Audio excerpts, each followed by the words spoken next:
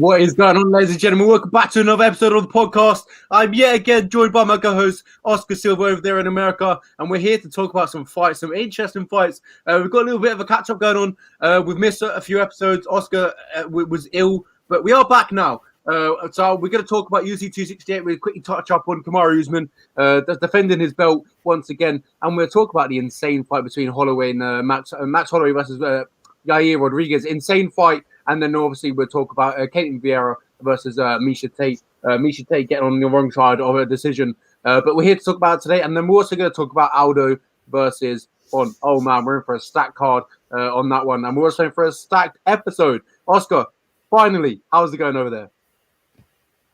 Over here, it's actually a pretty sunny day, which is rare for the winter time here in Chicago. But you just have to appreciate it, and you have to appreciate the run the UFC has been on thus far.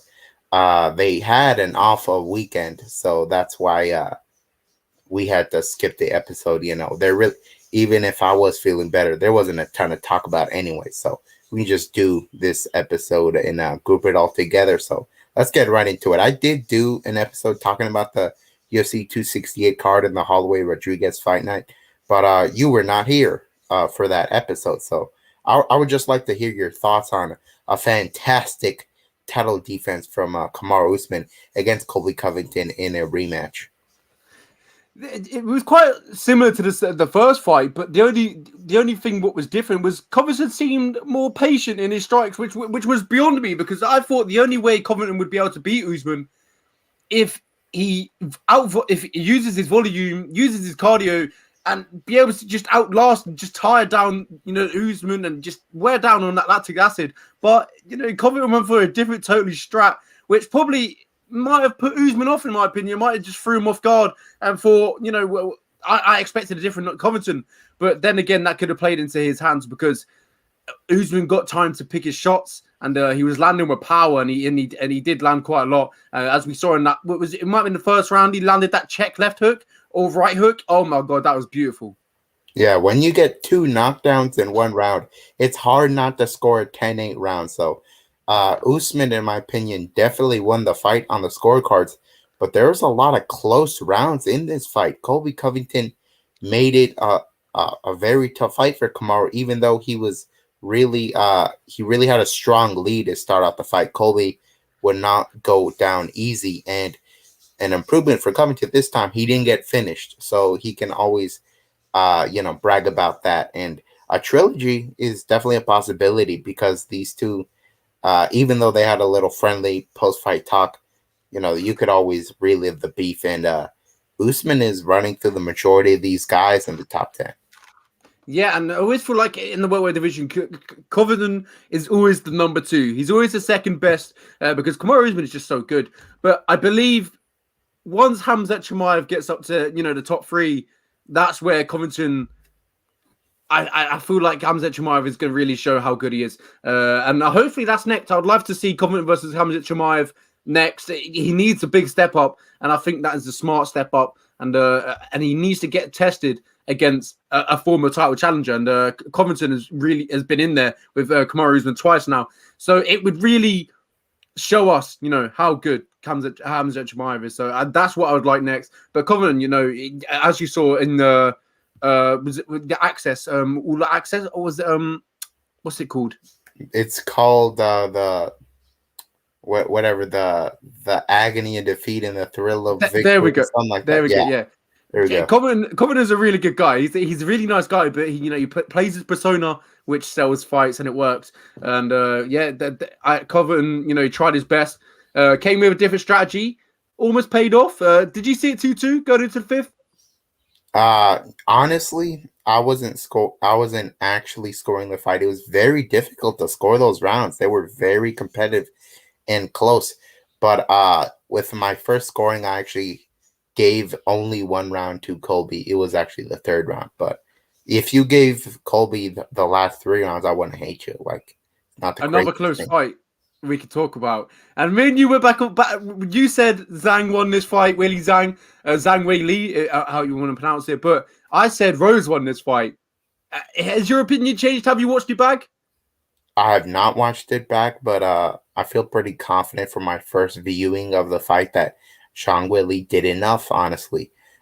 Rose, sure, she made the adjustments in the last 2 rounds, but I felt that Sean Whitley did enough damage on the feet and also got some pretty good control time early, which was very surprising. But then again, not surprising because she was working at Fight Ready MMA with Henry Cejudo, who is one of the greatest wrestlers to grace the octagon. He was showing her all the proper setups. But once Rose decided to start being the offensive grappler, she took over. Yeah, exactly. When it got to the later rounds, it started to, Rose Namajunas started to show her pedigree. And that's where I feel like she really won the fight is, the third and the fourth and the fifth round. The second round was the close one, I believe, as well. That's, yeah. Yeah. Pretty close. That was the one that I think a lot of people were debating over. But if I'm not incorrect, Sean Willie got a good amount of control time in that round. So yeah. It's a close fight, and I feel like this is a talking point that we'll be talking about for years to come, and that probably might eventually, as you mentioned, with the top of the build, the main event, this might lead to a trilogy between the two, because his fight was so close. We've seen it in the past, and who knows, in the future they might run it back. But this card was stacked top to bottom. We had Marlon Vera beating Frankie Edgar with that the beautiful kick up the middle, and just finished him off. And it's just a shame to see Frankie Edgar, fall off as of late. But is it time for him to maybe hang it up? He's took some hard losses recently. Is Frankie Edgar about best as done now? I do think he's done in the top 10 of pretty much any division, but he can definitely still hang around and have some fun fights against a guy like Rafael Sensei. That would be fun to see at some point. And then Shane Burgos and Billy Coutinho had most likely one of the best fights on the card, but they followed Gaethje versus Chandler. They're in such an awkward position and an unlucky position, because if this was on any other fight card, it's fight of the night. But yeah, as I mentioned, they've got Gaethje and Chandler fighting on the same card, and unfortunately they had to follow it. And the crowd just didn't seem interested, which was, it was beyond me, because it was one of the best fights I've ever seen in my life, and it was incredible. Shane Burgos, has some heart, and Billy Coutinho, he's a gamer, man. He keeps it coming, and he shows some grit and determination. It was a fantastic fight. I loved it. And then obviously that Gaethje versus Chandler. Oh my God, Chandler in the first round. If a fight was 1 round, Chandler would be champion. Yeah, that is true. Chandler is a straight up beast early in fights, but he's just not taking the smartest approach, and he's not the best fighter defensively. When he feels the fight is swinging in his direction, he's not too concerned about avoiding those big shots. And another valuable lesson for Chandler learned in this fight. But I truly believe Chandler could be the champion at some point, but there's so many great options for him. And one of those options could be Conor McGregor. That's what I was talking about. And they've gone back and forth on Twitter and Instagram. So I believe Chandler versus Conor will be next, in my opinion. But the rest on the rest of the prelims, we had Alex Pereira making his UFC debut, UFC debut, and he did it in spectacular fashion with that fly knee down the middle. And Ali Quinter falling in the hands of a TKO versus Bobby Green. A really good fight, and it was so sad to see Ali Quinter go out like that. And he's since that loss been talking about retirement, which is also, sad to see a guy that took, Khabib Nurmagomedov to a decision as of late as well. That was seemed impossible. Gaethje fell in the hands of a submission. So did Dustin Poirier. So did Conor McGregor. But Ali Quinter, raging now, took him to decision. So it's really sad to see him go out. Well, if he does retire, sad to see him go out like that. And Chris Curtis, oh man, he's been wanting the UFC shot for years and years, and he finally gets it against Phil Hawes, one of the tough guys at middleweight, and he just goes in there and just starches him. Yeah, it's been a while since a card happened when we're recapping a guy's win and he's fighting on the card. We'll be previewing later in the episode. But really fun to see Chris Curtis back already after a really sweet win like that. And Edmund Shabazian. Oh, man. Edmund Shabazian I feel like we could be talking about him in 10 years. One of the fighters that could have been a champion. And, he had it all at his feet, and I feel like Derek Brunson really sapped the confidence of Shabazian.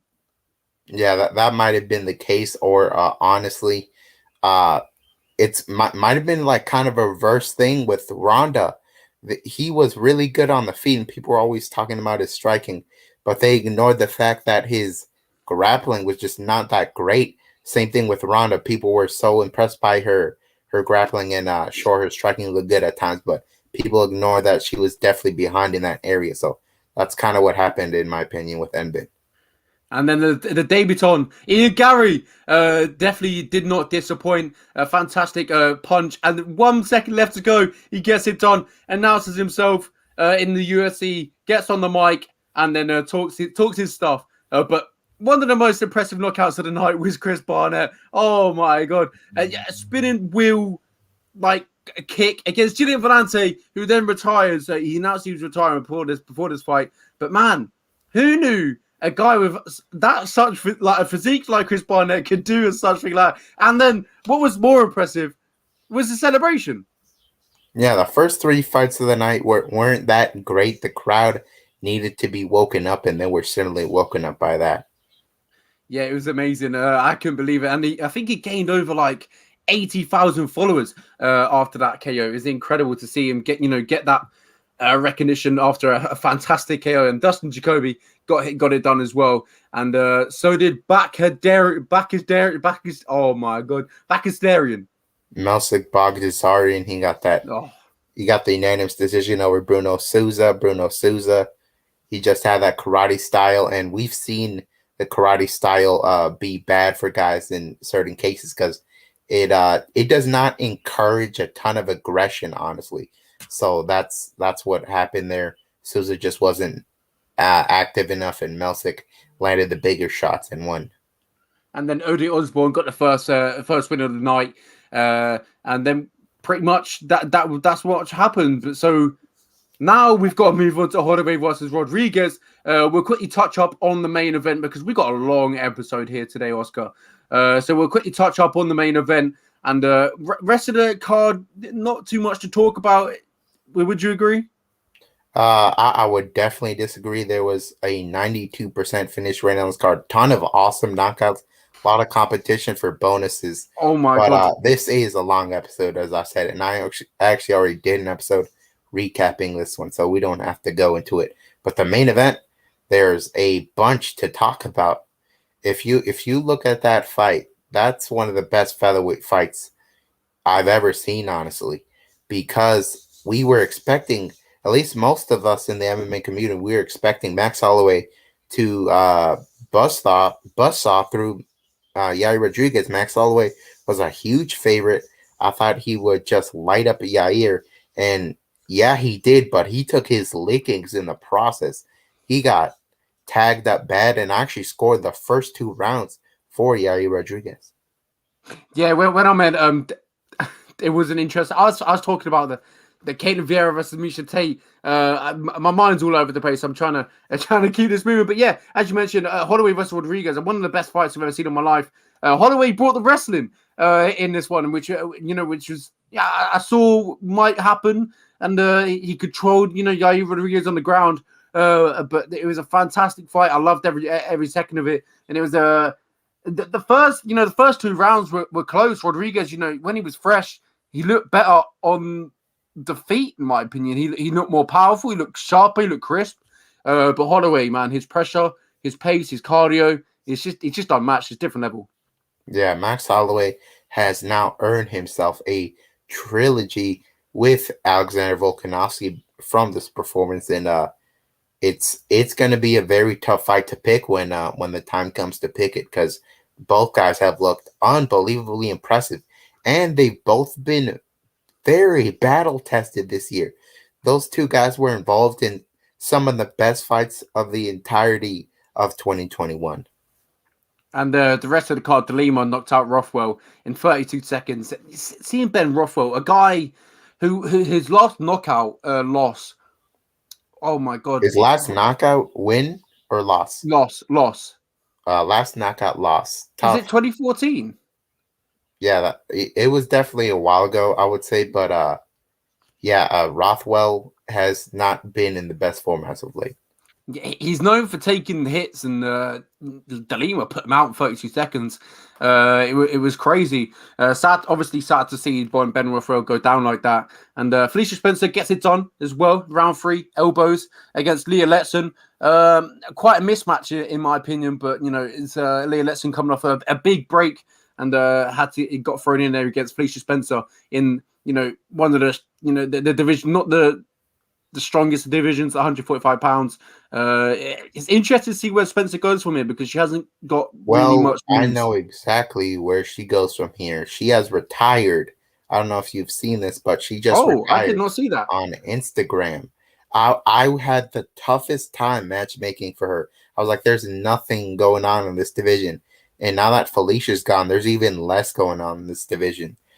She recognized that there wasn't a ton of opportunities for her, and she just says she's done with this career. Hopefully she has something else on the side to feed her family. But yeah, it was a pretty decent career for Felicia Spencer. She had a winning record, of course, and she did not get finished in any of her fights. So she can always hold her hat on that. And she can always say that she fought for a UFC championship. Not many people get to say that in their American career, and she said that she could done that, and she fought one of the greatest of all time as well in the women's world of mixed martial arts, Amanda Nunes. But yeah, Chaos Williams shut the lights off against Miguel Baeza. When you're trading Chaos Williams, you're always risking getting knocked out, and Miguel Baeza got clipped and eventually got his lights put out, and your song. Oh my god, this guy's incredible. Yeah, he's improving every time we see him, quite honestly. Arce had never been knocked out before, and he had fought at featherweight for a good part of his career. So for Song Yudong to get this knockout is super impressive because he's done something to Arce that has never been done before. And Arce, he's fought the likes of Min Hakeem Dawodu and Dan Ige, and yet even beat Dan Ige. But Song Yudong overwhelmed him and could not be more impressed with him. Yeah, it was fantastic. One of the fights I was really looking forward to in this guy was Thiago Moises versus Hol Alvarez. And Hol Alvarez got it done, or Joel Alvarez, you want to say. Joel Alvarez is now fighting Armentarian, which is a phenomenal fight. It's gonna be Yeah. that's a crazy one. And he deserved it after this fight. He was very impressive against Thiago Moises, a tough Thiago Moises who went to a decision with Islam Makhachev. No, fourth round or fifth round, was it? Wait, did he go decision? No. He got rare naked choked It was in the the fourth fourth or fifth round. round, wasn't it? Yeah. Yeah. There we go. Yeah, so he went to the fourth, fifth round with Islam Makhachev, and Joel Alvarez puts him out in the first round. Yeah, Joel Alvarez is going to be on my nominees list for most improved fighters of the year because honestly, I thought he was more of a just let me get taken down and I'll armbar you kind of guy. But this time around, he looked like a super dangerous striker using his range and his elbows, especially, and just steamrolled Thiago Moises, which has never happened. This is the kind of thing some people thought that Alexander Hernandez was going to do to him, but Thiago Moises looked like a really good striker. But man, Joel Alvarez definitely leveled up, and now he's ranked at number 15. The Andrea Lee, the cowboy, women's cowboy of mixed martial arts, got it done against Calvillo, who said no mass on the stool. Didn't want to come out for the third round, and I don't blame her. She was getting lit up in that second round. Her nose really bad?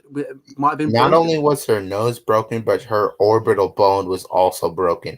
She Oh had man. taken a ton of damage, and it's actually the best performance I've ever seen from Andrea Lee. Andrea Lee put everything together, and Calvillo, I expected her to wrestle and win this fight, but she didn't, and she paid the price for it. I knew she was going to have lower volume, and Andrea Lee took advantage of that and hurt her to the body.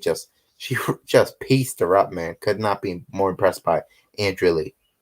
Yeah, Sean Woodson as well got a TKO finish in round one, and it was great to see him getting back-to-back wins. Courtney Casey, 30-27, a dominant unanimous decision over Lorna Juja, who is now, I believe, been released from the UFC.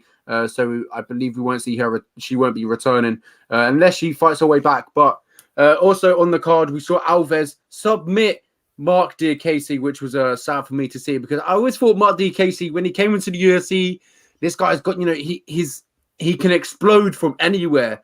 And we see it against Timu Pakulen when he hits him and he spins him round. And we saw it against Abu Azatar. I think, was it Abu Azatar when he might have knocked him out? Or am I thinking of someone different? Yeah, you're thinking of somebody different. Who did he knock out? And oh, man. Are you talking about Mark Casey? Yeah, he knocked someone out. And it's tough to remember, honestly. But, yeah, but I will it's say, disappointing to see where his career went because I feel like he had so much hype potential when he came into the UFC. When he was fighting for Bama over here in England, oh man, everyone was looking forward to see how well he could do inside the UFC. But unfortunately, he's been, I don't want to say exposed, but he's been I'll just say he's been exposed in the grappling department. Yeah, there's no shame getting submitted by Alves, but when we got submitted by Dan Hooker, I knew that Alves definitely had a shot of getting the submission here.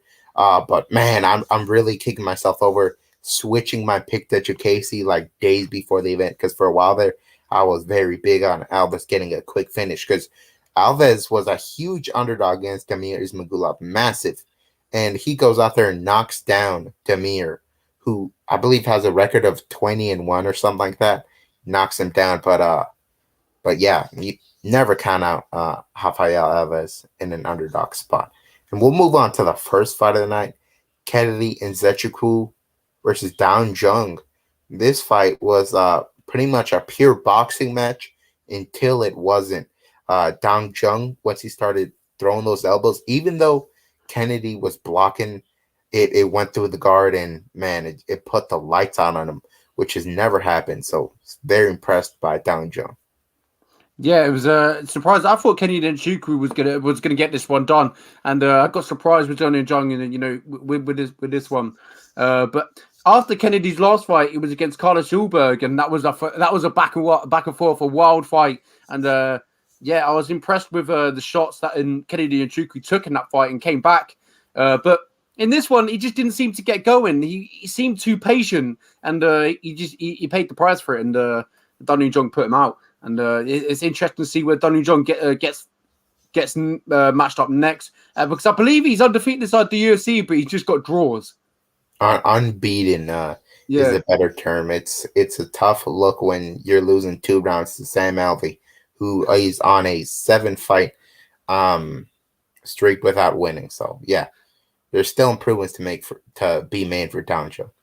And I forgot who Sam Alvey's fighting next, but I believe he is fighting Ian Heinisch. There we go. You're kind of a dummy if you pick Sam Alvey in that one. Let's be honest. All right, moving on to fight night, Vieira versus Tate. A good. Well, this was. Would you say this was like a throwaway card for the UFC? We had Miesha Tate versus Caitlin Vieira at the top of the card, but if you look at the rest of the card, it wasn't the greatest. The more intriguing matchup for me was Michael Chiesa versus Sean Brady. Yeah, Michael Chiesa had a very tough night against Sean Brady. Sean Brady was just the bigger, stronger guy, and this was his coming out party in that division. And could not be more impressed by him on the ground. But on the feet, there's definitely holes, and I'm not sure how durable he is. So that might be there might be some really tough matchups coming up for him when it comes to power, but when it comes to grappling, I think he can give a lot of guys some trouble. Yeah, it was a good win for Sean Brady to get under his belt and out grappling, and a guy like Michael Chiesa, who's a phenomenal grappler in his own right, and he really put himself on the map in that one. And Caitlin Vieira also put herself on the map with a win over a former champion, Miesha Tate. She puts herself back into the win column after losing against Yana Kunkitskaya, if I'm correct. Yeah, that was a tough loss for her because the deciding round was a round where she was controlling her opponent for 4 minutes, but she gets elbowed and busted open, and that's enough to sway the judges. So this time around, she definitely had higher output. And even though those rounds were super tough to decide, over time you saw that Misha Tate was the one taking more damage and eating the bigger shots. And that was the difference maker here. I didn't give anybody a real power advantage in this one, but you definitely saw that Vera had more natural power. 100%. She got the job done and moves on into the division. Where would you like to see Ken Vieira next? What do you think is the smart move for the UFC?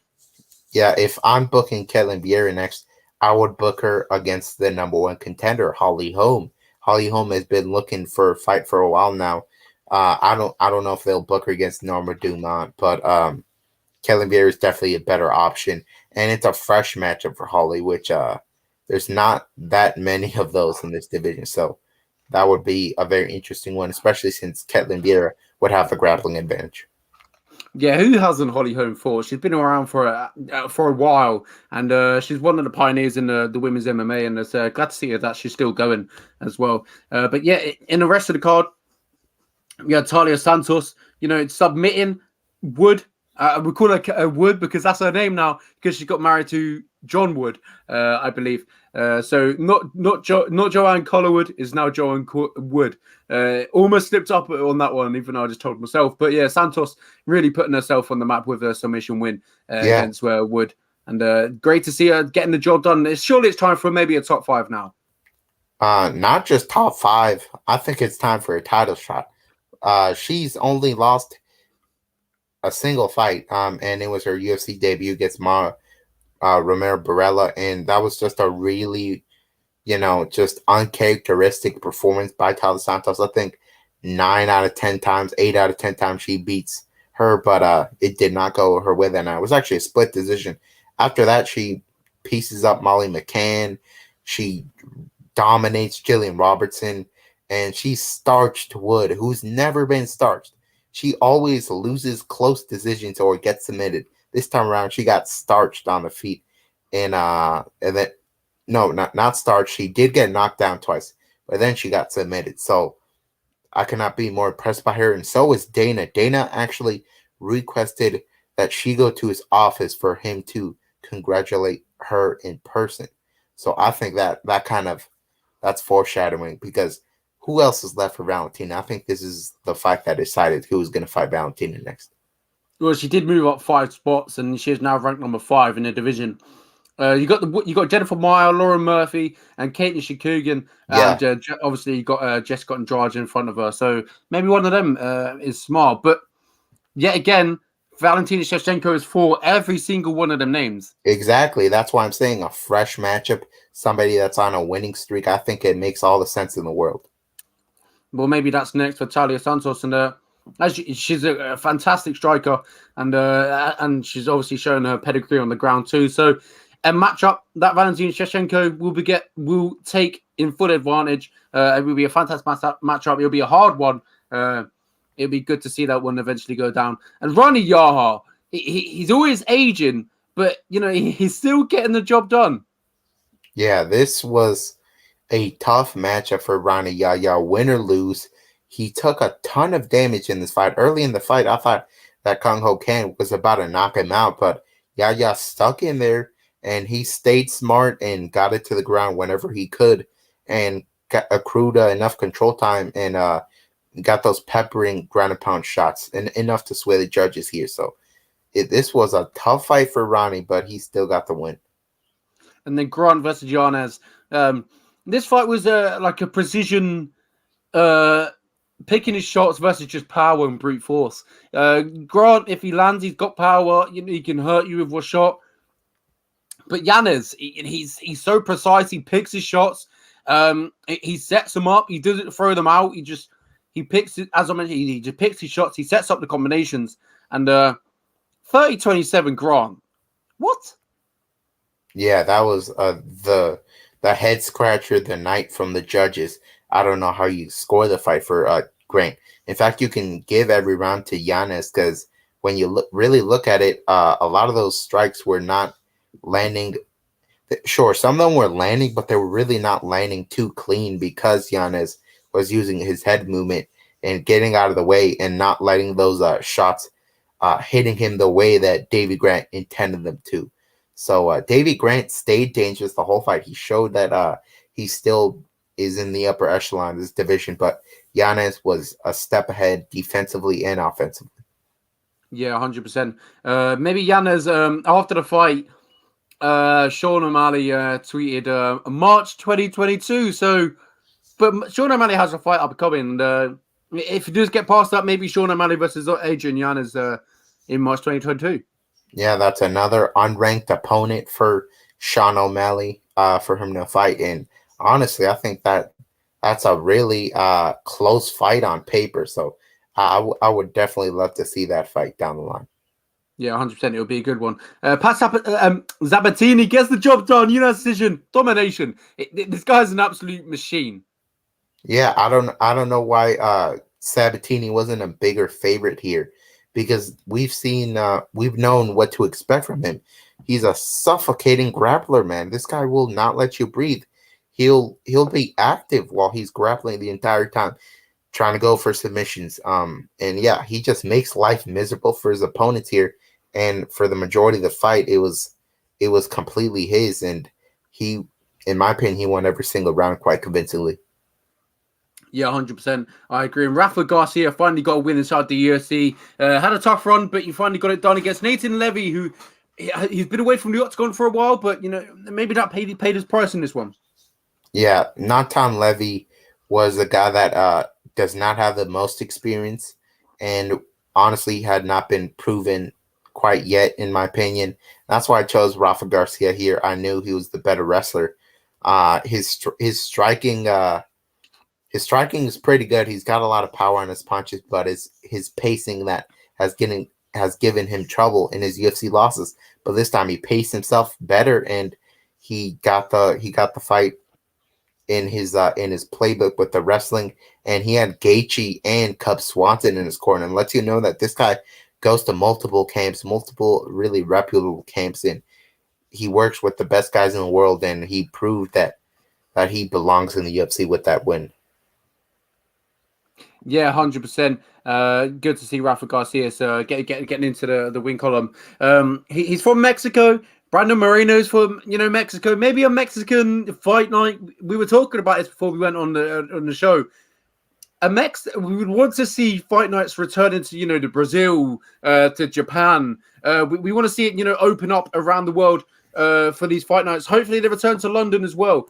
So maybe we could get Rafa Garcia, Brandon Moreno, all the Mexican fighters, Yair Rodriguez on a show in Mexico. I think it would be phenomenal. They signed a ton of Mexican guys on the Contender Series. If you don't remember, a lot of boxing heavy guys. I think that would be a fantastic card. Every time they do, it's always a fun time.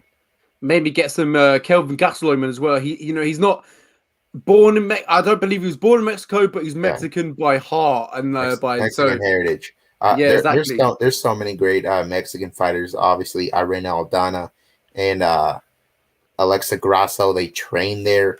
They also signed Brandon Moreno's teammates.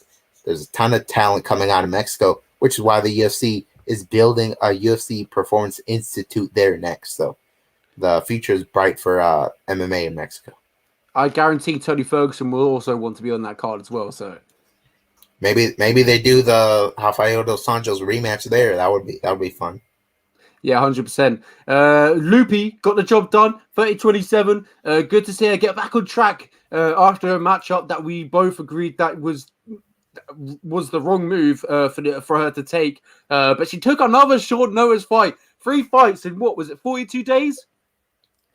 Was it 2 days? But 42. Yeah, something like that. Yeah. And Lupe Godinez, I don't want anybody ever saying that she's scared to fight anybody, because she's not. She'll fight at any time, and it's very apparent to me that the weight cut to strawweight is not a lot for her. And Dana White has expressed interest in making an atomweight division, so maybe she could do a little better at that division. But this time around, she fought Loma Luke Buni, who has a ton of Muay Thai fights in her back pocket. But quite honestly, when it comes to the MMA game, she's a little behind, and that really showed against Lipa Godinez, who does not have 10 MMA pro fights, and she's out here beating Loma Lukbun, who has over 100 Muay Thai fights. She's showing that she's a complete mixed martial artist.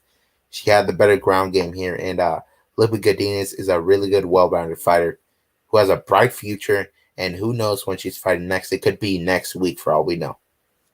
100%. She always seems to, put a name in the hat, and that's what Dana White really likes. Is when you're willing to fight anyone, anywhere. That's when you get that Dana White privilege. So she'll definitely be able to get that. And someone that also had a good performance is Cody Jordan. After losing against Jimmy Flick. There we go, Jimmy Flick, the one who got the submission and then retired. So one of the Jimmy the Brick Flick, I think he was called, wasn't he? Yes, that was the name. Yeah, I was so excited to see where Jimmy went in his career. That he out of nowhere just a retire, and it was crazy. His career finally got on track, and he announced a retirement. But the retirement was sweet. He did it because he wanted to look after his family, something like that. So it was good to see him do that. But Cody Jordan finally gets on track. Good to see him get back into the win column. And also, oh my God, these names get harder and harder every week. I tell you, Oscar. This is actually pretty easy. Cheyenne Nordembeke, he beat Sean Soriano here, and he did it with his wrestling. I knew that this was his plan to win the fight, but quite honestly, I don't think he's like the best wrestler. But the problem with Sean Soriano is that gas tank is just terrible, just not good. Sean Soriano is one of these gym killers. This is a guy that Michael Chandler and Gilbert Burns always speak highly of. He's actually a striking coach at Sanford MMA, but when it comes to performing on fight night, he does not sound anything like what they talk about in the gym. And it showed here. Cheyenne had his way with him when it came to the grappling. Sean Soriano was having a good first round, but his cardio fell off a cliff after that from defending takedowns. And Nordembeke uses wrestling to win the fight convincingly. One of the what ifs of MMA. If Sean Soriano could turn up on the night, what if? Yeah, one of them ones. But good to see him, performing in the UFC. Nordembeke getting the job done, as you mentioned, and also Pinheiro, I want to say. Yeah, Lorna Pinheiro. She was pretty much a first round fighter in her previous fights, always getting a quick knockout or submission. I thought she would get the finish here against Sam Hughes, who's been submitted before, but Sam Hughes would not go away here. It was very clear to me that if this was, say, a 5-round fight, that it would be Sam Hughes' fight. But Lorna Pinheiro's got real power in her hands, and she's got really impressive judo throws, and that's what made the difference in her fight, her grappling and her power advantage. That was pretty much what happened there with Vieira versus Tate.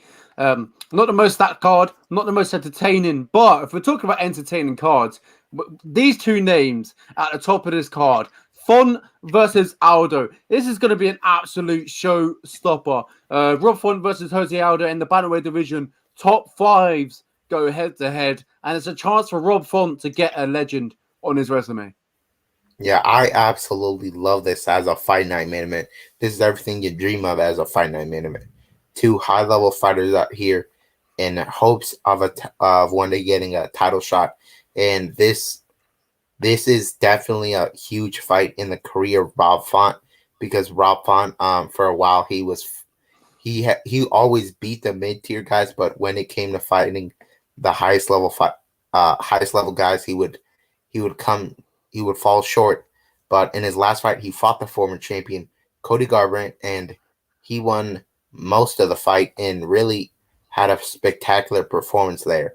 And he got rewarded with a win, with a fight with the former featherweight champion, one of the greatest MMA fighters of all time, Jose Aldo. And it's such a tough matchup to pick here.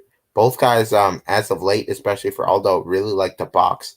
And for me, the big difference maker here is that Jose Aldo is not made to fight 5 rounds these days, especially when he's making a cut down in bantamweight. His cardio does fall off a cliff once we get into those championship rounds. So it's very tough to pick for me, but my pick will be Rob Font by decision, purely on the fact that Aldo may lose one of those first 3 rounds, and in rounds 4 and 5, I think Font wins those, and he could even finish Jose Aldo, because sometimes it does get that bad for Jose Aldo. And Rob Font, even though he's got a couple of decision wins on the record, he's got a good amount of finishes as well against good competition.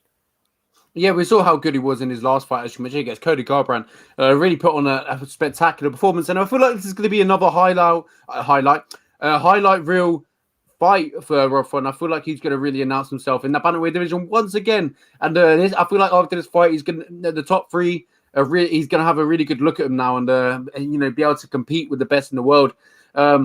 After this, maybe if Rob Font gets the job done, I would love to see a matchup Rob Font and Corey Sandhagen. That is a phenomenal matchup. But Rob Font has got to get past Jose Aldo, a tricky Jose Aldo, a veteran Jose Aldo. He always has them tricks up his sleeves. He's been around the game for a very, very long time, and Jose Aldo has always been one of these fighters that he mixes it up so well. His strikes are so incredible, and we've seen in the past when in that fight against Uriah Faber, if Jose Aldo gets it going, lands them low kicks, lands them leg kicks, your fight is gonna be black and blue. And I feel like if Jose Aldo can get it going early, mix up his strikes, I feel like it could be a good night for him. But as you mentioned, Jose Aldo is just not built for 5 rounds anymore. I believe the first 2 rounds will be tricky for Rob Font, but Rob Font will start to take over in the 3rd and the 4th and the 5th, and we'll see him get the job done in the later rounds.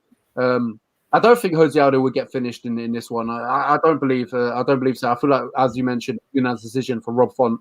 But this is a fantastic fight. I can't wait for this one. But Jose Aldo, he's a legend, as I mentioned. He's been around the game for a very long time. So it really wouldn't surprise me to see him pull out a trick up his sleeve. Yeah, truly, Jose Aldo can never really be counted out. Some people actually picked against him when he was fighting Pedro Munoz, and he goes out there and has maybe the best performance of his career. Surely the best performance statistically. Never had high output, but Jose Aldo's last 2 wins, before that, it was Marlon Vera. Those were 3-round fights, and Jose Aldo hasn't won a 5-round fight since 2016 against Frank Yeager for the interim featherweight championship at UFC 200. So since then, he's just not been able to win in those 5-round settings. And his finishes as well, they've come very early as well against Jeremy Stevens, Renato Moicano, the likes. I don't think Rob Font is Rob Font, by the way, is super durable, very tough to finish. So I don't see either guy getting finished here. But as I mentioned, Rob Font definitely can give Jose some problems. In terms of pacing as well, Rob Font, we know, can fight at a very high pace in a 5-round fight. I would be a little more confident in Rob Font if I knew he was a better offensive grappler, but he's really just not. Even though he started out with BJJ, it's very clear to me that the guy loves to box. So I think Rob Font wins here, but I do not have the utmost confidence. These grappling guys love to fall in love with their hands, and as you mentioned, he started off with BJJ and fell in love with his boxing, and he's pretty good at it as well, as we've seen in his last fight. And he's got another chance to showcase his boxing skills. But someone who's also good at striking, Rafael Fiziev, he's amazing. He's been around in Muay Thai, kickboxing for a very long time. He trains over Tiger Muay Thai. I believe he's a coach over there as well. The times of Tiger Muay Thai over, that gym fell apart completely because of COVID, and everybody just went over to the US, and that gym is kind of no more for now, at least. I know for a fact that Rafael Fiziev went over to South Florida, and now he's working at Sanford MMA with the likes of Michael Chandler, Robbie Lawler, Shavkat Rakhmonov. That's a tremendous camp over there. And Brad Riddell, of course, we know where he works at. City Kickboxing with Dan Hooker, Israel Adesanya. We know both guys come from really good camps, and we know that at one point, Brad Riddell was actually Fiziev's striking coach at Tiger Muay Thai. So both guys have a close friendship. They actually had to call each other on the phone before they accepted the fight. So I don't know if there will be any kind of mental block because of their relationship, but at the end of the day, I believe that on fight night, Fazeev is the better striker and has more output and might be ever so slightly more durable.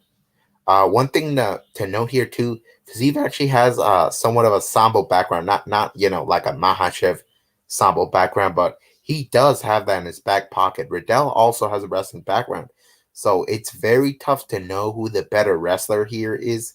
Some people bring up sparring footage from 5 years ago. I don't care about that at all, honestly. That's just sparring. I think I think Riddell gets hit more. I think Riddell's definitely more hittable. If you look at Riddell's last couple fights, they're basically almost all wars. The Jamie Larkey fight, straight up war. Um, Also, before that, Drew Dober, that was a war.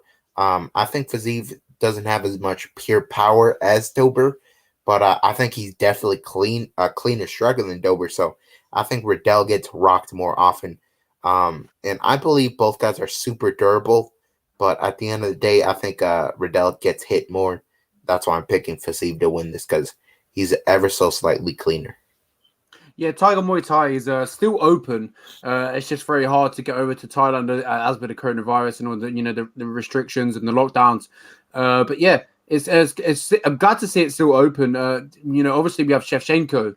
I can't remember. They opened it a few months ago, maybe a few I weeks know, ago. I know that Casey O'Neill, Loma Lukabuni, and Anthony Shevchenko, they all were there at one time, but the pandemic kind of killed the gym. I didn't mean that it closed, but I meant the glory days of Piotr Oh Yan yeah, being there and the yeah. likes. That the glory days are kind of over. One of their main striking coaches actually went to the U.S. Yeah, hopefully it gets reopened and they will return to back to Tiger Muay Thai.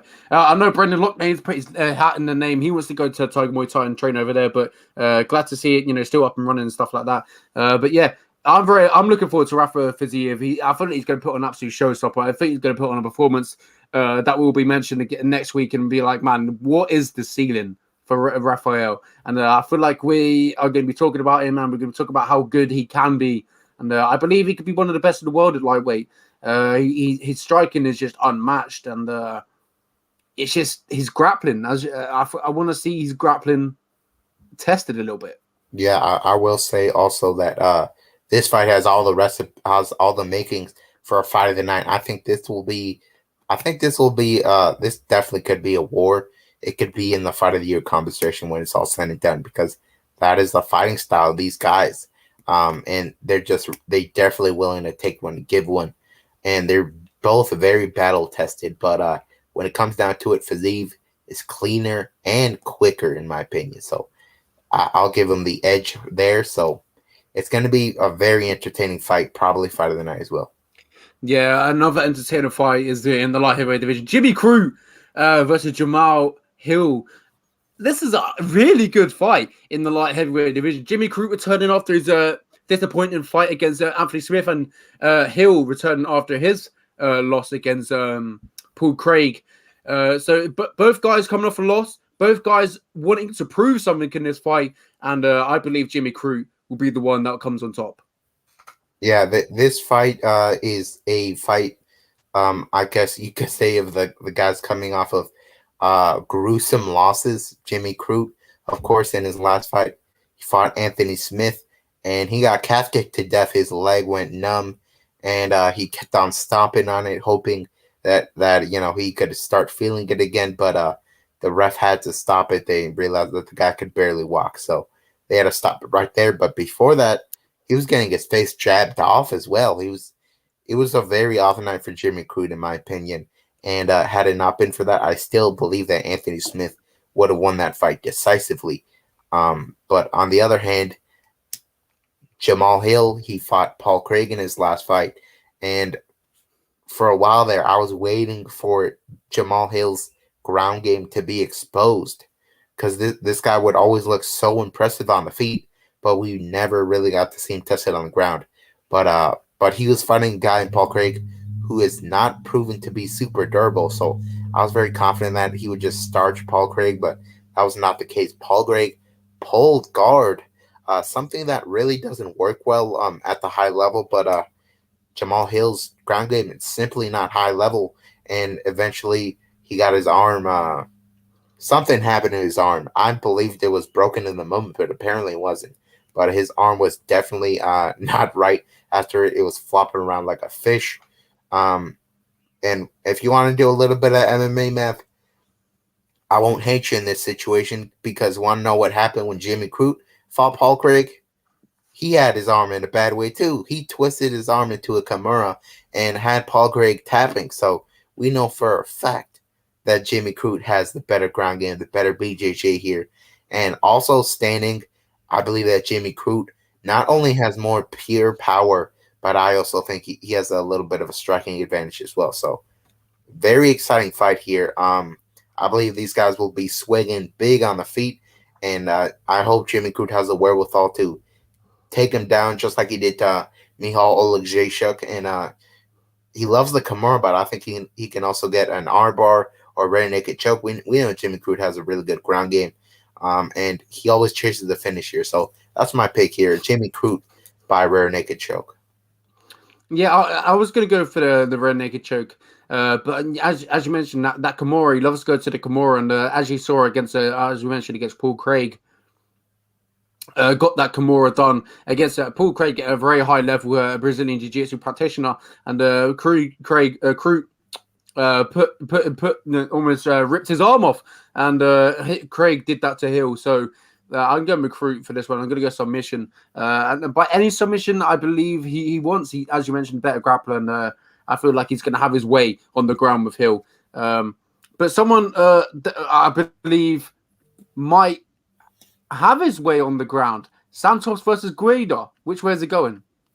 Man, I absolutely love this fight on paper because I know for a fact that Clay Guida can make this a tough night for Leonardo Santos with his pacing.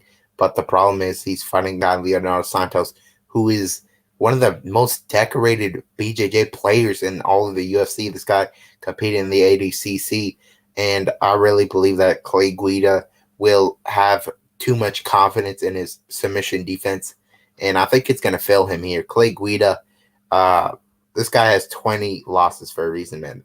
The game plan is out there to beat him. He's actually been submitted 8 times. I think Leonardo Santos he definitely has more power than Clay Guida in my opinion as well. But honestly, I think Clay Guida is going to try to tire out Santos with grappling because Santos is 41. This is the first time in a while that Clay Guida is actually fighting a guy older than him. But really, I just simply see Leonardo Santos getting a first-round guillotine, just like Jim Miller did to Clay Guida. That's simply what I see happening here because Clay Guida been submitted 8 times, man. If you want to submit him, it's definitely doable. And I can definitely trust Leonardo Santos to do it. Yeah, I was going with Santos submission as well. We've seen his last fight, almost on the cards of getting the decision win, and then falling in the hands of Grant Dawson with them big massive hammer fists and falling in defeat, getting the TKO loss. Man, he was so close to get hearing the judges' scorecards, but it did not happen that night. But I believe this night he won't have to hear the judges' scorecards because he will get his hand raised with a finish, and I think it'll be a submission. And I think I'm going to go with armbar.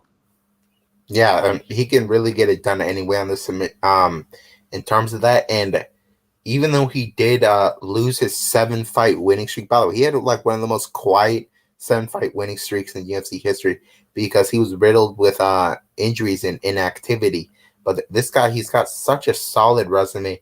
Anthony Rocco Martin, Thiago Santos is on his record. This guy has been fighting for a very long time. He fought Takamori Gomi back in the day. Been competing since 2002. So this guy's been around the block, as I said, for the first time in a while that Clay Guida is fighting somebody older than him, but simply a better grappler. And as I said, even though he lost the Grant Dawson fight, he was up on the judges' scorecards. And many people think Grant Dawson has a future possibly in the top 10. So that lets you know, sure, he might be older, might be a little slower, definitely tires down, but he's a very effective fighter and a very great fighter. I think he gets a submission here against Claudia, who, as I said, has been submitted 8 times, and as recently as the Jim Miller guillotine. A fighter that we were talking about earlier on in the episode, Chris Curtis, when he got the job done against Phil Hawes, is now fighting Brendan Allen. He accepted a short notice to fight Allen, and Chris Curtis is game as they come, and this is a tough matchup to walk into at short notice. I'm very interested to see what happens. But can Chris Curtis upset the odds? Honestly, a lot of people might just pick Chris Curtis here because they know he can perform well as an underdog, and even though he'll be behind, he does have some really good power. Even though this guy's a natural welterweight, he's moving up, but he definitely packs a big time punch. And Brendan Allen, his durability has let him down at times, especially in the Sean Strickland fight, which Sean Strickland is Chris Curtis's main sparring partner. So I'm sure he gave him all the tips to win this fight. I'm sure he'll be cornering him as well. But I truly see this being a fairly dominant win for Brendan Allen here. Brendan Allen, his striking has gotten better every time we've seen it. And in his last fight, he fought Punahele Soriano. He was an underdog in that fight. Most people thought that Punahele was going to knock him out because his durability is not the best, but that wasn't the case. He took really big shots from Puna, and he returned fire, and he won the fight purely striking, which I thought Brendan Allen's path to victory in that fight was grappling, and that's not what he did. He outstruck him, and he won the fight. And he's fighting a guy in Chris Curtis here, who I think Chris Curtis wins the 3rd round, but I think Brendan Allen convincingly wins the first 2. I think he's by far a better grappler here. I think he could get submission here as well. And striking, I think he has a high output. Don't forget, before Chris Curtis knocked out Phil Hawes, he was getting pieced up, man. Phil Hawes had the best striking performance of his career before he got knocked out. So Chris Curtis will be definitely behind on the judges' scorecards. And some people say Chris Curtis knocks out Brendan Allen. I don't see it because Brendan Allen takes those big shots from Punahele Soriano. So I got more confidence in his durability now. So my pick is Brendan Allen by unanimous decision. Yeah, that's the smart pick, and that's also the pick I was going to go for. I think Brendan Allen is better in all the areas. As you mentioned, Brendan Allen gets better with his striking every fight he attends, and I feel like he's gonna be able to overmatch Chris Curtis in this one. Be able to be the dominant side of a unanimous decision. But Chris Curtis, man, you got to rate him for stepping up and getting the short notice fight. He took a short notice fight to get inside the UFC against Phil Hawes and performed. And oh man, what story it would be to take 2 short notice fights and get a finish. Yeah, that would be a very unlikely story for Chris Curtis, a guy who has given up on himself many times, retired many times. That'd be really cool to wait to end his year, but we're looking at a guy in Alex Moreno up next, who is fighting Mickey Gall, and Moreno is looking to end his year 3-0. This has been a really great year for Moreno. Pretty good year for Mickey Gall as well. Mickey Gall lost to Mike Perry, and then he came back against Jordan Williams, and he scored a knockdown and then submitted him. So Mickey Gall is coming off a really good performance, but I think this is a terrible matchup. As you see right there, Moreno is a sizable favorite, minus 240. And I think Moreno wins this fight wherever he wants to. Mickey Gall usually relies on having a grappling advantage against his opponents. But Moreno owns a Gracie Baja gym. This guy's been a black belt for a long time. He's a very good grappler, and on the feet, he destroyed David Zawada. Also, Heath McKee, my goodness, he beat the tar out of that guy. And Donald Cerrone. He starts Donald Cowboy Cerrone in the first round this year as well. So he's on a really good run. He's actually a coach. He coaches really good guys such as Ricky Tercios. And he works at 47 May helping guys out. I think Moreno's fight IQ is always getting higher. And he's such a well-rounded fighter. I think this is a nightmare for Mickey Gall, quite honestly. I think Moreno is such a good bet on this card. Yeah, he's fighting Mickey Gall, who is, one of the poster boys of, the series of Dana White looking for a fight. One of the first few fighters ever to be signed off that show. It might have been Sage Northcutt, then Mickey Gall, or Mickey Gall, then Sage Northcutt. One of the two. Yeah. But Mickey Gall announced himself from the UFC with that win over, CM Punk. But it wasn't. Yes, it was a credible win, but it was against a guy, CM Punk. He only got the hype he did because it was against a former WWE wrestler, and that he just took the hype out of him, and just showed that there are levels to MMA, and you can't just walk into this sport. And what CM Punk tried to do, but Gal, since then beat Sage Northcutt. But he's had his up and downs, and he had a really bad defeat against Mike Perry. Just didn't get going in that fight, and lost the decision. And that was when Mike Perry had his girlfriend in his corner. So that was quite an embarrassing loss, in my opinion. Quite an embarrassing loss for Mickey Gall. And obviously, you mentioned he returned against Jordan Williams and knocked him down, got a submission. But as you mentioned, this is a tough matchup for Mickey Gall. Alex Moreno, who, really came out his shell inside the UFC this year. A knockout winner, Donald Cerrone, Court McGee, David Zawada. He's on a roll in 2020 and 2021, and I feel like he's really going to top it off this year with a win over Mickey Gall. And I think he's gonna. I think he's gonna get a TKO finish in this one. I feel like he's gonna knock him down and eventually ground and pound him, and the referee's gonna say no more. Yeah, that could be a possibility. Mickey Gall, I still can't believe he got knocked out by Diego Sanchez. I believe it was back in 2019. That's just not a good look at all when you're getting knocked out by Diego Sanchez way out of his prime. So Mickey Gall, I just don't know if he's made the right improvements to ever be a top 15 guy. I know Moreno can be a top 15 guy on the right night for sure. So we'll move on to the main event of the prelims. Maki Pitolo is fighting Dushko Todorovic. This is a fight where I believe that both men are probably fighting for their job. So, they're both coming in hungry. But, man, it's very difficult to gauge where Dushko is at because at one point he was undefeated. He was a really big prospect. A lot of guys had high hopes for him. But then he goes out there and he fights Punheli Soriano. And, man, he starts blocking punches with his face, quite honestly. He thought his head movement was good, but his head was not moving out of the way, and he got destroyed in that fight. Took a ton of damage. Then he came back against Gregory Rodriguez, and Gregory Rodriguez had proven to not be super durable, and Gregory Rodriguez just pieced him up on the feet that fight. So it's been a tough couple fights for Dushko after being undefeated. Maki Pitolo, on the other hand, he's really no stranger to defeat. He has all of 8 losses on his record. He's on a 3-fight skid with losses to Julian Marquez, Ipa Kansanganai, and Darren Stewart. Those are decent names, but quite honestly, I don't think he's the best striker or the best grappler.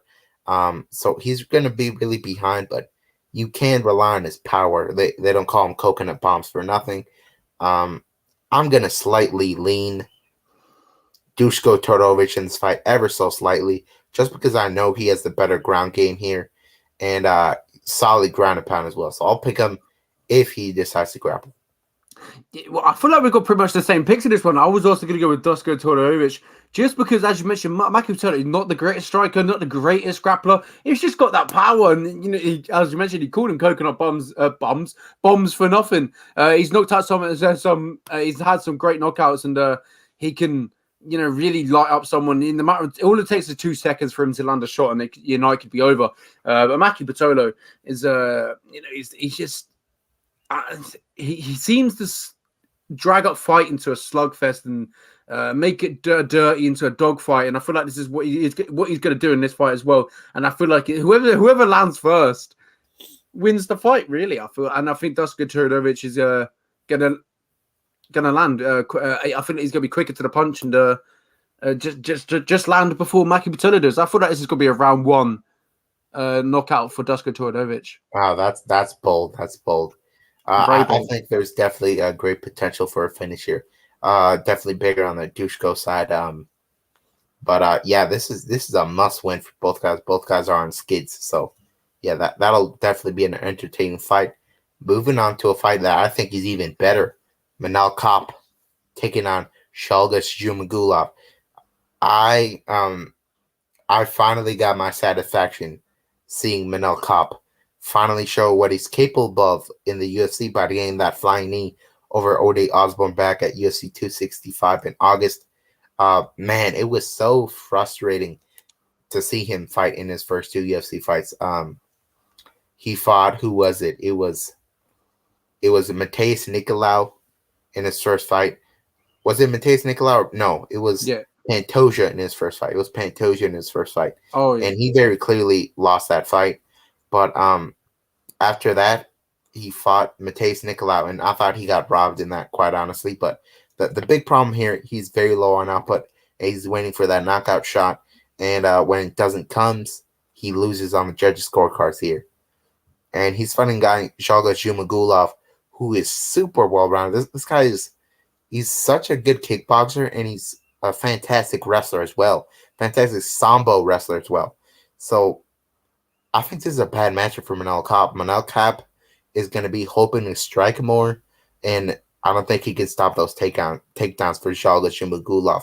Shalgas Jumagulov is one of the best fighters out of Kazakhstan, and I think he's going to represent the flag well here against Manel Kopp, who even in his fight with Ode Osborne was not throwing as freely as I hoped he would have, quite honestly, before the flying knee. So I will pick Shalgas Jumagulov to win by unanimous decision. Well, finally a different pick. I'm going to go with Manel Kopp in this one. But coming into the UFC, I was very high on Manel Kopp, being a former rising champion, knocks out Kai Azakara. He lost against Kai Horiguchi. Yes, Horiguchi. Yes. Or did he beat Horiguchi? No, he lost that fight. And I believe he fought him twice and got submitted both times. Well, there we go. And as you mentioned, Zumagulov is a fantastic wrestler, a fantastic striker, can really mix it up well. But I'm going to go with Manel Kopp. I believe now he's got that win over Ode Osborne. I feel like he's going to get more active in this one. I feel like he's going to throw out the strikes a little bit more. He's very patient with his strikes, but I feel like the confidence will be there now. He has that win inside the UFC, and I feel like he's going to mix it up very well, and Zumagulov will get clipped in the second round. Wow, that's a bold one. Zhumagulov's chin has been pretty reliable in the past. He only got knocked out back in 2015, but ever since then, man, this guy he's fought quality guys. He's lost to some quality guys, but he has wins over Tagir Ulanbekov and Tyson Nam. The Jerome Rivera win, even though it's not a quality name, that was a first round standing guillotine. That's very impressive. And Manel Kopp has gone for takedowns before, even against guys he has a grappling disadvantage against. So that's definitely an option. So I'm feeling brave, Oscar. I'm feeling brave. This is the told you so fight of the week. I'm going all in on Shalgas Jumagulov. What about Brian Barberena versus Weeks? I don't really know much about Weeks. Darian Weeks, 5-0. Has a lot of amateur record, has a lot of experience in the amateur scene, but I don't really know his game, and he's fighting and he's going against his UFC debut against Brian Barberena, who always loves a dogfight, but as of late has not been on the best run inside the UFC.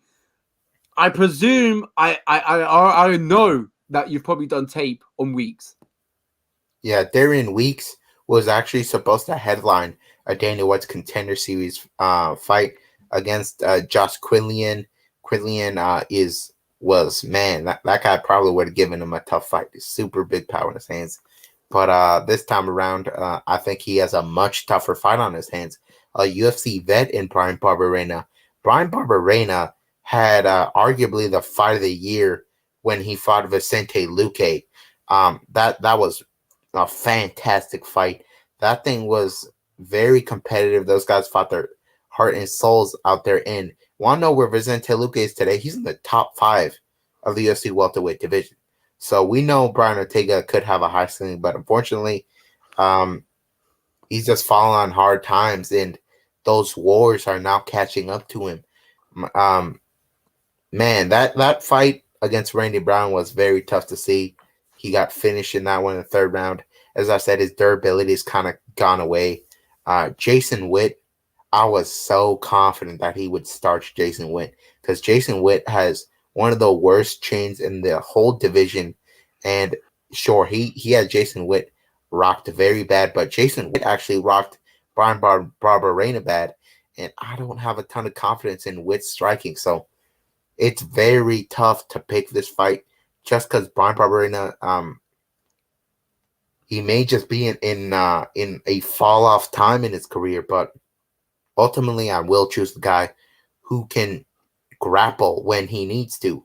Brian Barberena, hopefully he'll pace himself better, and Darian Weeks is as I said, not fought a ton of great competition, but in the amateur scene, he surely got a lot of a lot of experience in that. But unfortunately, his last fight, it was not an MMA. It was a boxing fight against Tony Woods. He lost a split decision. That lets you know that he was not training grappling before that fight. And we know Brian Barberena, he can definitely take it on the ground when he needs to. Against Anthony Ivy, it was actually quite a mainly wrestling performance. So hopefully Brian Barberena doesn't strike and get himself caught. So I will pick Brian Barberena to win a decision with his wrestling. Yeah, I'm also going to go with the same pick just because of the UFC experience. I feel like that it's the smart pick because we haven't seen Darian Weeks inside the UFC yet, and also he's only got 5, mixed martial art bouts under his belt, whereas Brian Barberena has been inside the UFC for a very long time, fought some of the best in the world, and come up short. But he's been in there with them, and I feel like this is going to be the real factor that decides this fight. But who knows? This could be a story that we look at in a few weeks or this time next week, and we thought, wow, this guy's really shut us up. Yeah, this is actually a pick'em fight if you look at it. So a lot of people they've recognized that Brian Barberena is not in his best form because normally against a contender series guy you would see like a minus 300 against the UFC level guy. So it's a tough time for Brian Barberena. I hope he can bounce back with that win. And we'll move on to Jake Matthews hoping to bounce back from his loss to Sean Brady against Jeremiah Wells. This is a really good fight. I'll be sweet and short with this. Jeremiah Wells, he can knock out pretty much anybody. He has crazy explosive power. But the problem is Jake Matthews is miles ahead of him in terms of high-level experience and the ground game. His ground game is so good. Li Jing Liang basically stabbed his eye with his fingers to get out of a guillotine. He's so proven on the ground, man. And he's got his black belt now. He's been in the UFC since he was a young kid. Jeremiah Wells, I really don't know where he's at when it comes to finding these high level guys. And Jeremiah Wells, he fought Wally Alves last, and Jake Matthews, he fought Sean Brady last. Sean Brady, I think he's ranked like number 7 now. So lets you know that there's levels to this. And Jake Matthews, I think he gets a unanimous decision win all day here, assuming he avoids the big shot from Jeremiah. Well, as you mentioned, yeah, that big shot is really what could decide this fight. As you mentioned, when he fought against Wally Alvarez, really knocked him out with that right hook and that ground pound. But Wally Alvarez was on coming off that fight against Munir Lazes, really putting on a good performance. And I thought Alvarez was going to get that one done, but Wells, he put himself on the map, and now he's got a good fight to really show, put himself again on the map against Jake Matthews, as you mentioned, been there with some of the greats, the best in the welterweight division. Li Jiang, as you mentioned, with that nasty eye poke, and trying to get him off him. He's like when he's on top, his ground pressure is incredible, and this really could decide this fight. If Jake Matthews can get the fight to the ground, it could be a short night. But if Wells connects, it can also be a short night. But I believe Matthews is going to be able to take the shots of Wells. Maybe not be able to take them, but not let him get his shots going. Because I believe in the first 30 seconds, 20 seconds, Matthews will have Wells on his back. Yep. That is going to be a really fun fight. With that, definitely could be a finish there, and it's going to be an exciting one. Moving on to the now Cheyenne Vlissimus fighting Mallory Martin. I'll be short with this one as well. This is a short notice fight for Cheyenne. She had COVID-19 2 weeks ago, just recovered from it. And now she's fighting Mallory Martin, who she's training at a very good camp over there in Colorado. Trains regularly with the Rocky, who is, goodness gracious, Raquel Pennington, Miranda Maverick, and Jillian Robertson. It's a really good camp. But man, I'm very discouraged in ever picking her because she just makes big mistakes in fights. When she fought Polyana Viana, she got armbarred by just hanging out on the ground too long.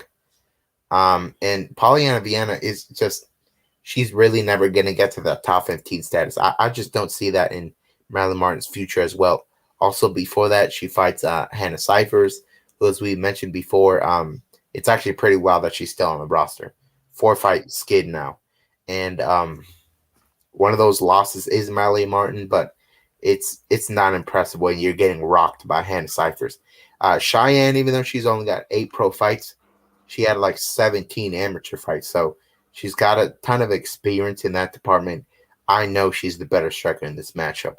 And Miley Martin's ground game, I don't think it's good enough to give Cheyenne a super tough fight. So I will pick Cheyenne Vlissimus to win this by split decision, just because Miley Martin might be able to make it a little tougher with the ground game.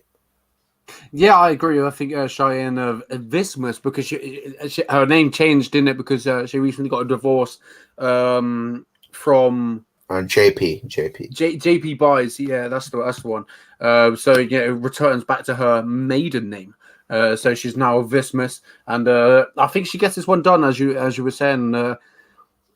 I believe that Mallory Martin doesn't have that that submission enough of the submission threat, being able to submit Vlissimus, and I feel like she's going to take this one. There could be a few scares to this one. I don't think it'll be comfortable. Maybe she'll get taken down, put in bad positions, but I feel like in the second and the third round, she won't get taken down, and I feel like she's going to use her striking to get this one done. We've seen that last fight when she got that head kick KO and finished the fight. That was in round 1, so she's very sharp to start off. And other than that, that was her second finish in her career. It was her first a debut in the professional debut. She got a finish, and then obviously her last fight she got a finish as well. So she only got 2 finishes. So I'm pretty confident this one goes to the judges' scorecards. Yeah, I would have to agree.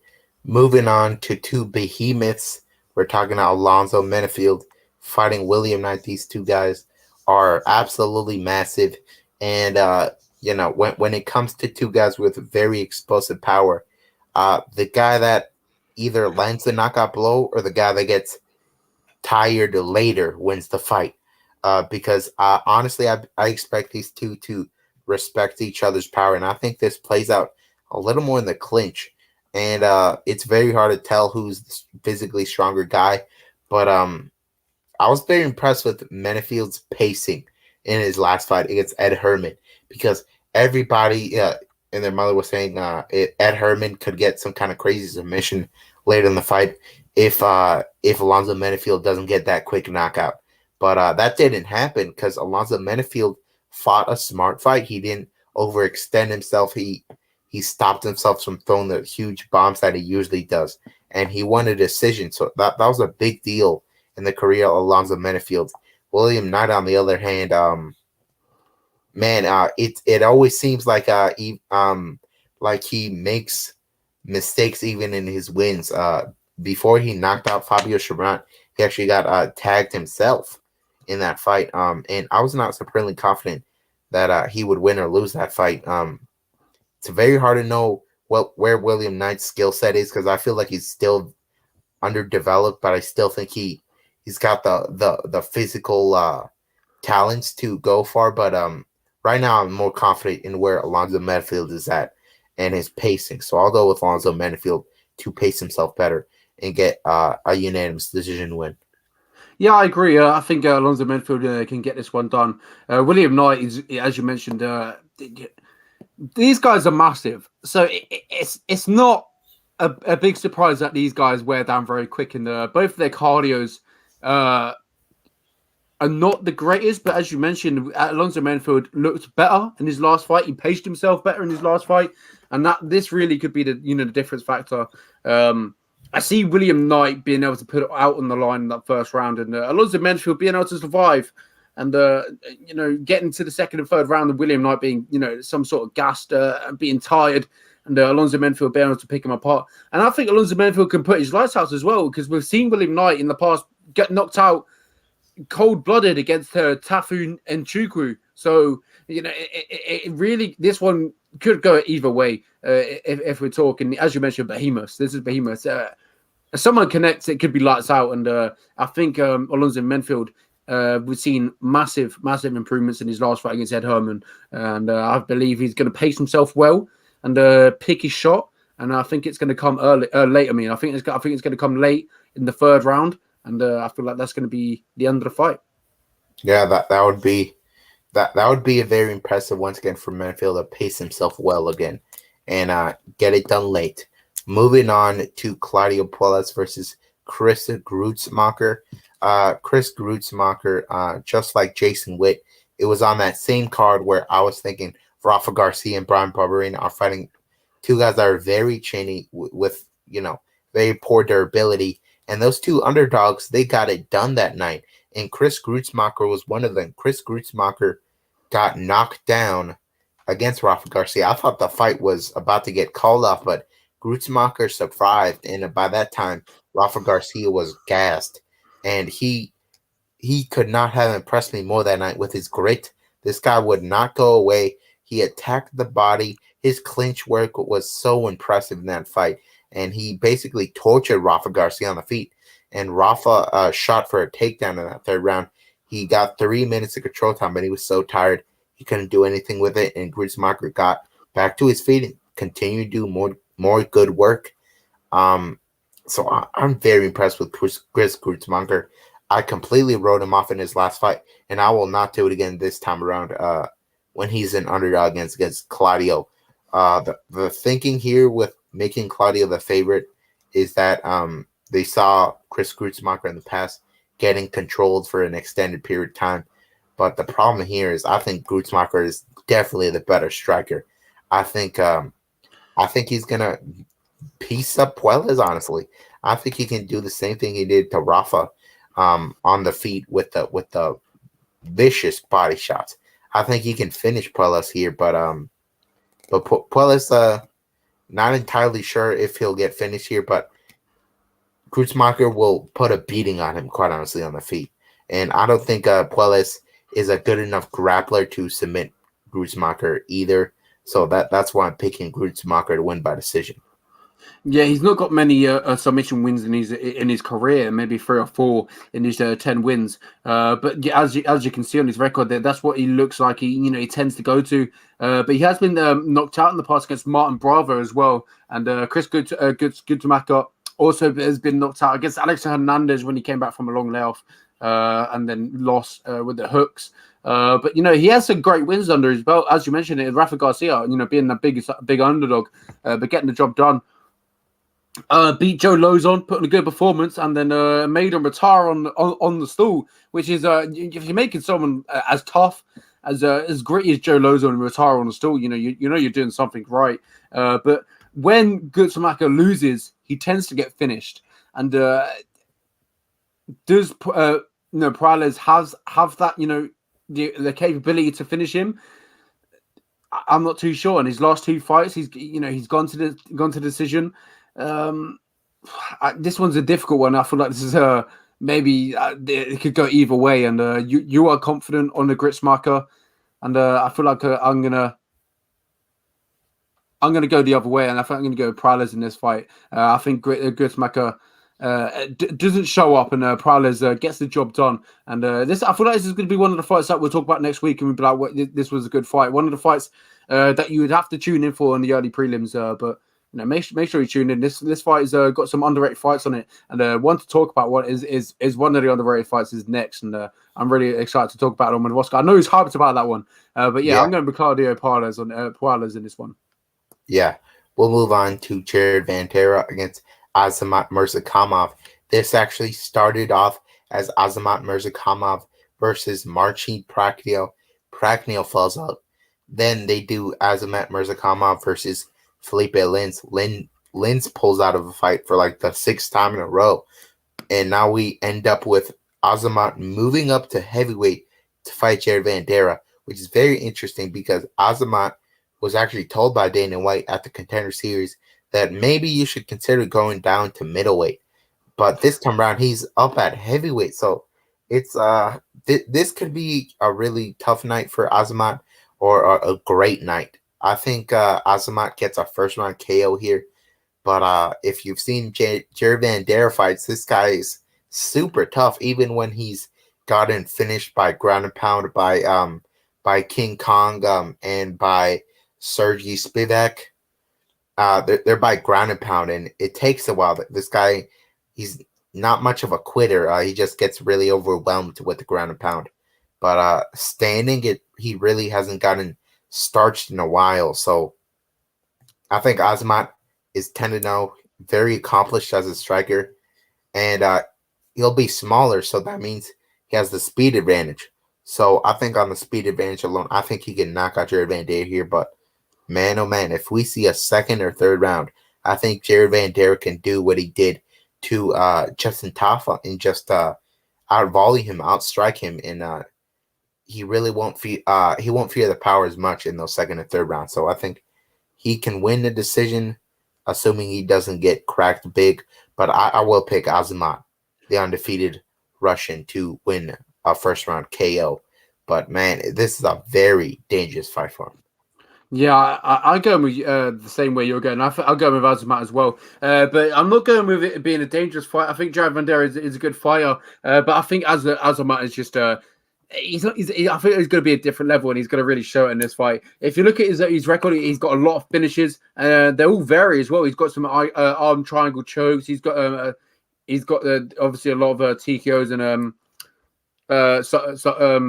knockout wins. I couldn't get my words there. But what we know about this guy, he's got heavy hands, and I feel like it could catch Jared Vanderaa off guard and get clipped in the first round. But these are two big boys, and as you mentioned, if Jared Vanderaa does what he does against Justin Tafa, just out volume him, he could really upset the odds. But you always got the thinking of getting clipped, and Azamat is got some heavy hands as we've seen in the Contender Series, and I feel like this is a tough fight for Jared Vanderaa, and I feel like he's going to get clipped early on.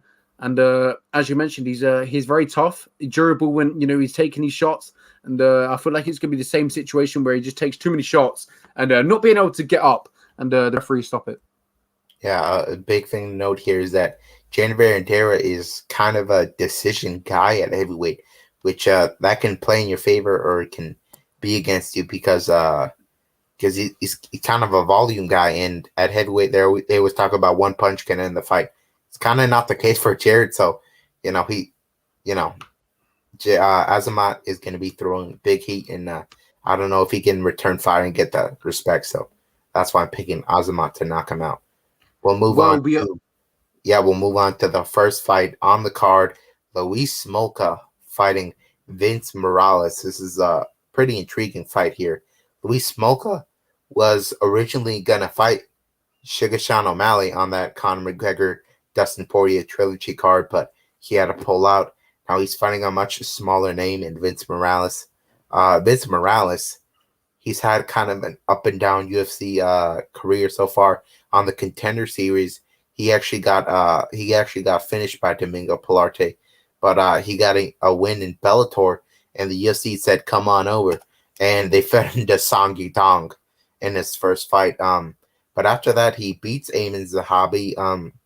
And then things just don't go his way against Benito Lopez and Chris Gutierrez. And then he fights Draco Rodriguez. That was a very close fight, by the way. And I really don't believe that Draco is a UFC level talent.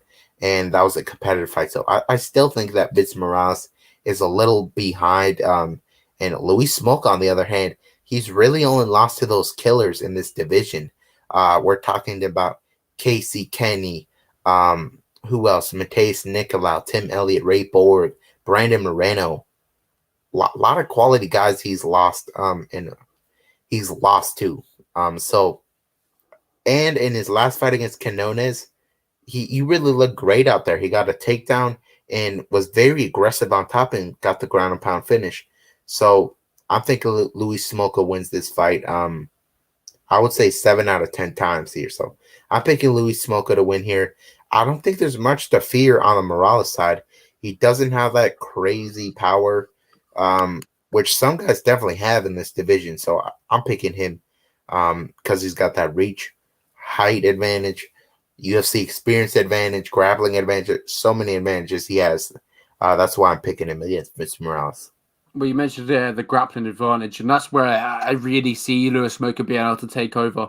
And as you mentioned, he was meant to fight Sugar Sean O'Malley, but he had to pull out, and he might have lost that opportunity. But if he does get the win on Saturday, I believe the UFC will look to maybe rebook that one. If Sean O'Malley either can go with Luis Smolca, or maybe as we mentioned early on in the episode, maybe Adrian Yanez. But I think, as you mentioned, when Luis Smolca loses to the best in the world. He's lost to Casey Kenny. Matt Schnell when he got that triangle choked, and that was back down at 125 pounds. He's gone up and down.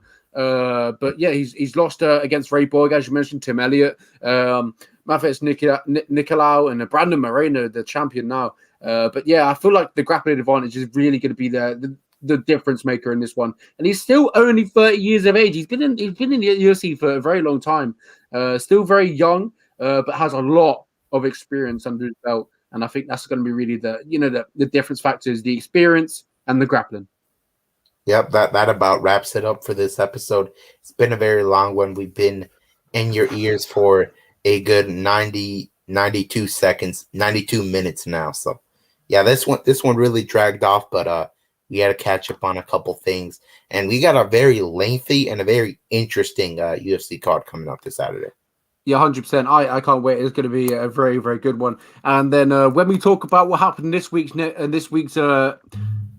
fights next week, we will also talk about the UFC 269, which is one of the greatest cards, in my opinion, that we probably had this year. But will it deliver? We will soon find out. Charles Oliveira versus Dustin Poirier for the lightweight championship of the world. And also a quick talking point to bring up before we leave is Kevin Lee. He's no longer inside the UFC.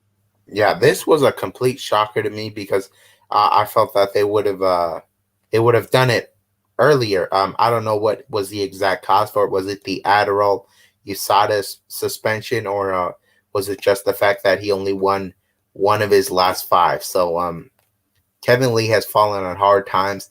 He's always been an elite fighter, always had a bright future ahead of him. And I personally think this was a mistake on the UFC side. I think that Kevin Lee, on the right night, could be a top 5 fighter at lightweight. At welterweight, I don't think so, but he always showed real promise. And there's some big names that this guy had a really good night against. Even when he lost to Tony Ferguson, he knocked him down. He had him in big trouble, but that staph infection he had and his regular cardio issues let him down. And when you're talking about losses to Charles Oliveira and Daniel Rodriguez in your last 2, it's not the worst skid. So when Sam Alvey's still on the roster and Kevin Lee still is not on the roster, you kind of left scratching your head. Yeah, 100%. I agree. It'd be interesting to see where he goes from here, but I believe the PFL is a great fit for Kevin Lee. Yeah, he said by this time next year I'll be a millionaire. I thought he was dropping the news on us all of a sudden, but I'm sure he can make $1 million in Bellator or even with Triller. They're paid. I believe they said they paid Frank Mir $1 million. So I think he can fight Mike Perry in the triad combat sport that they're now doing over at Triller. A lot of great options. If I'm Kevin Lee, I would probably sign with the PFL because I think PFL. Let's be honest. It's if those guys are competing in the UFC's lightweight division, they're not even scratching that top 15. Let's be honest. That lightweight division is a shark tank. I don't see those guys being top 15 guys. Kevin Lee is a top 15 guy, legit top 15 guy. So I think Kevin Lee beats anybody in that lightweight division, quite honestly. Welterweight division, I don't think so.